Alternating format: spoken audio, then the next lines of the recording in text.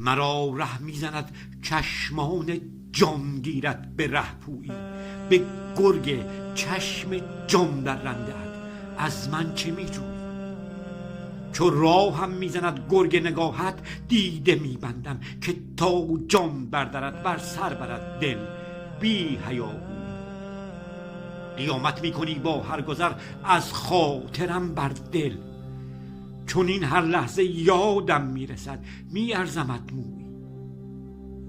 اشارتهای رویاهای چشمت از شب و طوفان، به انشا میکشد جانم به تنبیهات جادویی.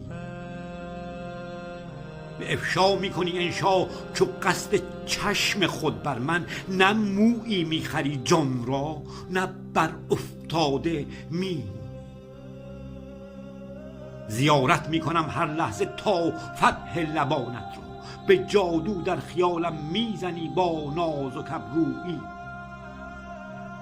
به ناز و نازکای ابروانت تا که میلرزم، به لرز جان و تن میبندی امیدم به گیسوی.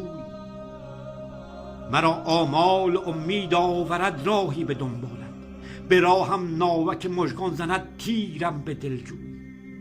شهادت میدهم دنبال استحقاق چشمانت، کشد هر لحظه تدبیرت به تیرت جان به هر سو. عبارت های مستعسل به وصف قامت و قدت، به اعجاب آفریند بر دو چشم از گریه‌ام جوی. بیا با سوی چشمانم به سویت سرکشان جان را، که طالب را زند گرگ نگاهت ره چو آهوی.